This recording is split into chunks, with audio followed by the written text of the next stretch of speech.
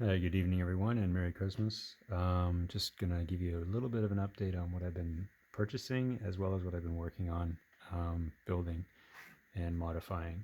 So first off, I guess I'll show you what I've come in recently. First thing I'll show you is I've been looking for some coil cars, so I got a CP one here. I did have a CN one, but that went off to Lucas in Wisconsin because he really wanted it, I guess, more than I did. So I ended up selling it to him. I had it for 2 days. So I was up two. Now I'm up one. And the other one I got here is this nice little GT. I think it's a 3-bay cylindrical hopper. Yeah, 3-bay. Both of them are Atlas. Nice see-through walkways. There's a couple of photos of this one current day with actual safety striping and everything else, and it's pretty dirtied up. So I'm gonna have some fun with this one.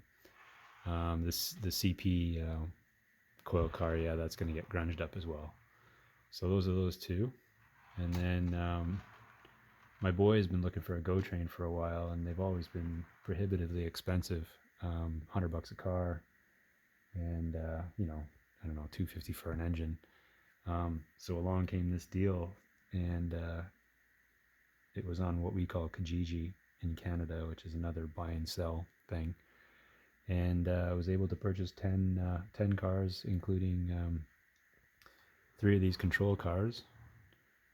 And then I got an engine as well, which was DCC ready. So there's 2 of the cars I got. And then there's a whole train. I've got to do the couplers still. They Athearn coupler's broken. The knuckle came off, of course. And I'm going to put longer couplers on one side of these cars because they can't make it around my 24-inch corners. So just a note, all is not lost. The diaphragms here push against each other when you get on the tighter corners, and they force each other off the track, and they actually derail. But these, if you'll notice, the couplers are extremely tight, and that's to make it look like the diaphragms are together, which is nice, but functionally it doesn't work. So one coupler is going to be a long KD, and the other coupler is going to be a short shank, and that should put enough distance between to allow it to go around the corners. Yeah, so I'm going to do that for each of the cars, and I'll just show you. There's three of the cars.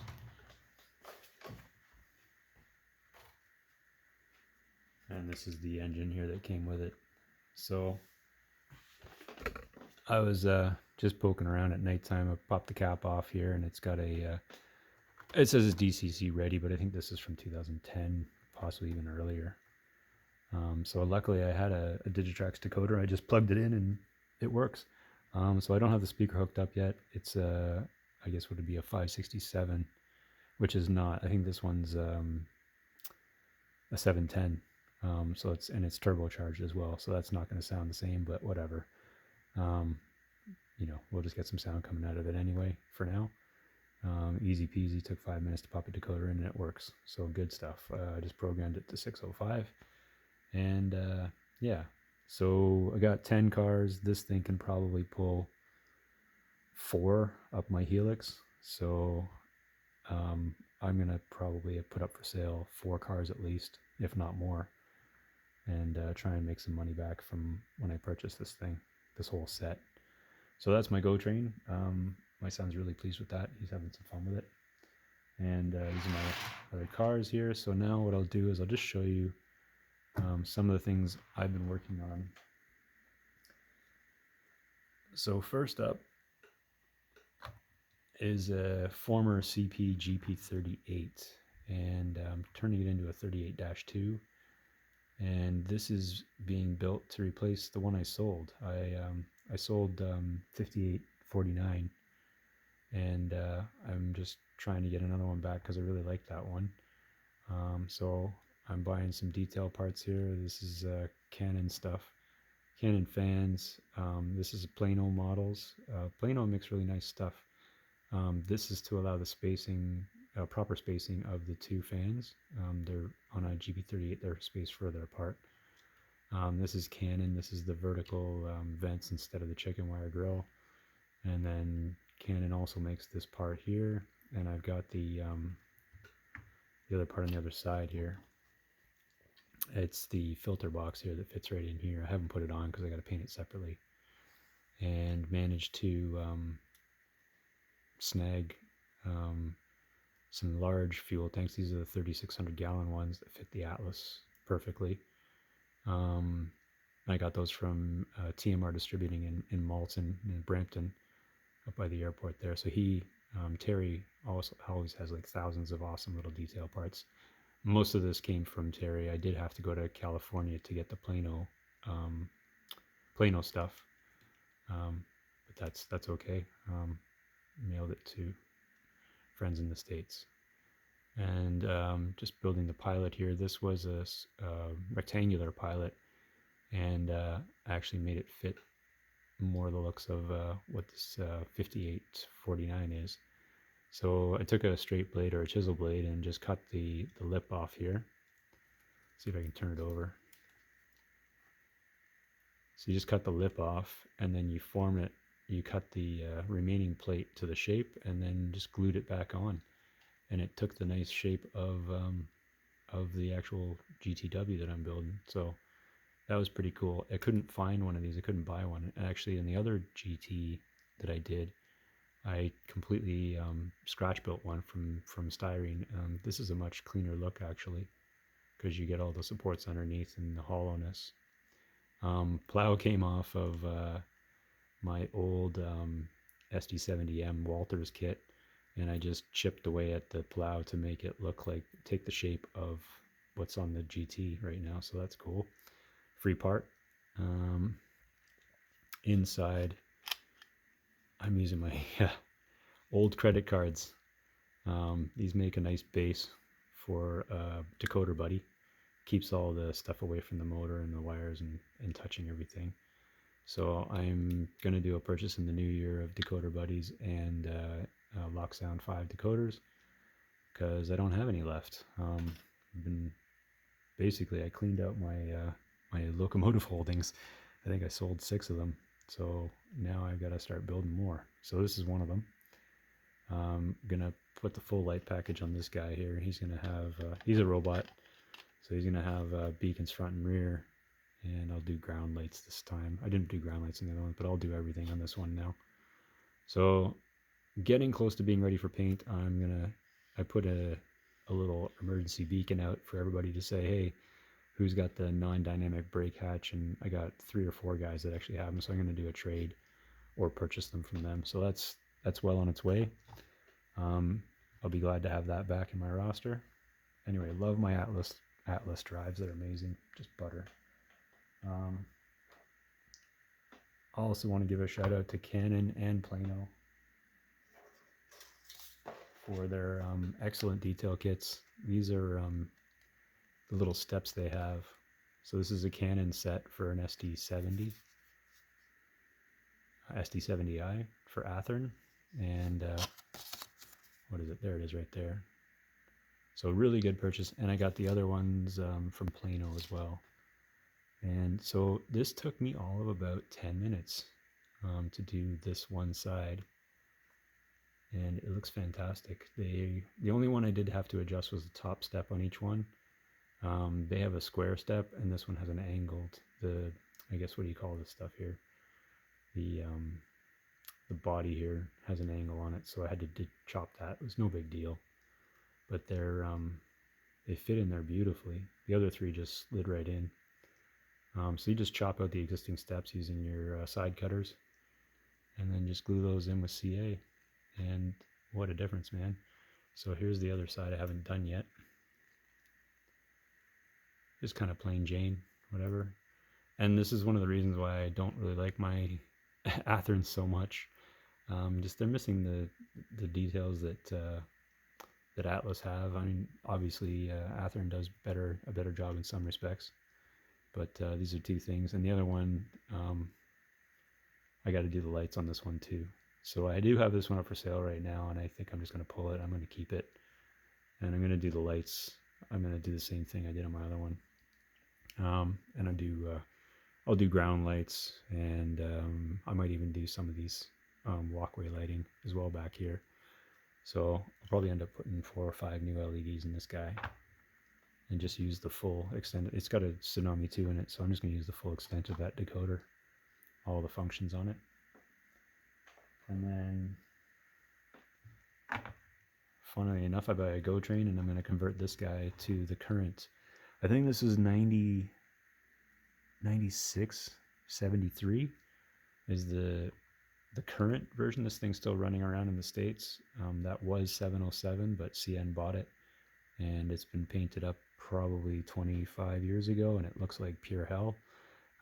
So what this is going to be. I got to put ditch lights on this. I've got to get the full speaker package and the decoder. This has a DCC decoder in it right now, but it's not sound. So this thing's going to get the full works and the paint job. I've actually got to do the CN striping and then remove the CN striping on this one. So this one's going to be a lot of work. And the cool thing is that I'm going to leave the green paint on, because the current CN version, they just painted right over top of the green, and it's starting to show through in a couple areas. Just gives a hint to its history, right? But again, got a new fuel tank, long one for this. This one did come with a long fuel tank, but I ended up using it for 58.49. So anyway, this is my best runner. It's the smoothest engine ever. It can take about 15 minutes to run 10 feet. It's just so good. So I've had this thing for 3 years, and I bought it for $70, and it's just been sitting. I haven't used it at all. I just didn't want to. I didn't know what to do with it. I didn't want to do it up as a Go train engine, and then just on a whim, I just I wonder what happened to this thing, and looked at the history, and the new engine looks really, really cool. And my skills have much improved over the past 3 years, so I feel like I can take this one on and do a good job of it. So I'm glad I still have it, and you'll be seeing more of this guy in the future as I transform it. So that's that guy there. And then I've made a lot of progress on my other Athearn conversion. So the board's in, you guys have seen that, I think. And the worst part is yet to come, I think. I'm not sure if this is going to be worse than painting or this is going to be the worst part, but there are 14 LEDs in this thing. It's got 4 beacons. So sill beacon. I'm going to make those go on the same function because you're not going to see it on either side of the loco. There's a beacon at the back. I've done my fiber optics and my styrene tubing to make those beacons, and then my favorite sheets of aluminum to make the brackets. So that's all painted up. I've got my light tube in the back now. I just have to go over that with some canopy glue, and then do the decals on top of that. Interestingly, these are miniatures by Eric. There's 4 of them on here, 2 on the front, 2 on the back. These are the L21s, I guess, -1s. These are the CN kind of, they look like fluted horns, I guess, French horns. They stick above the deck, and they're actually quite large when you purchase them. The reason why is they were built for the Athearn bulbs, the 1.5 volt bulbs, I guess, or 1.5 watt ones. I can't remember what they are, but so you could slide the bulb right in. That's why they're so big.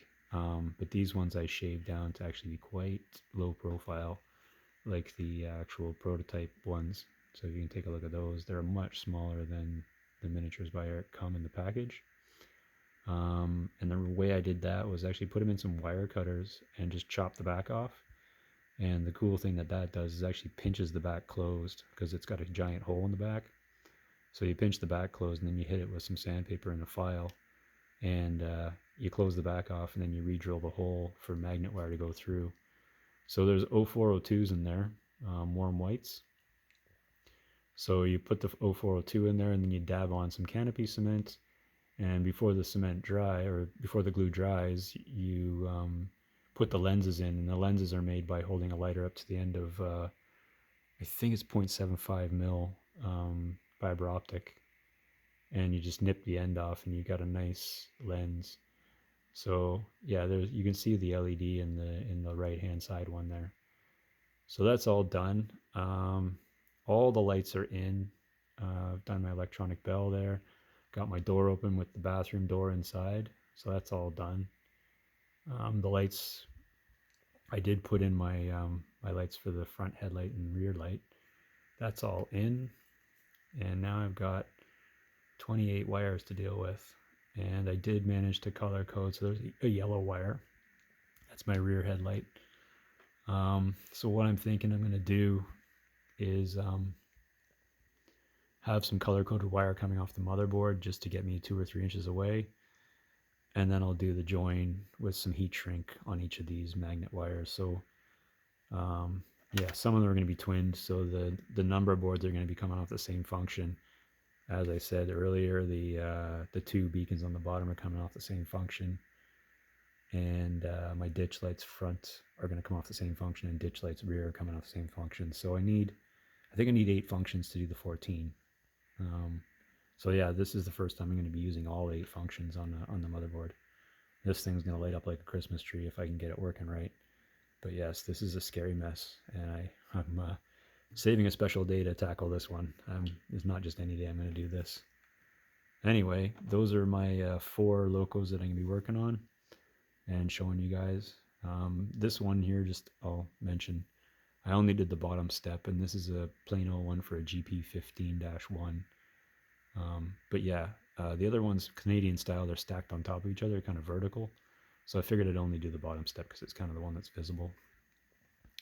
I may actually come back to it and hit the other 3, but yeah, it really, those steps making them see-through and having the lights working on an Athearn. This is a 2010, I believe, Athearn Genesis. So it's got some nice detail, and it's nice to actually get those little extra details that I like to have on them. Yeah, so I guess that's about it.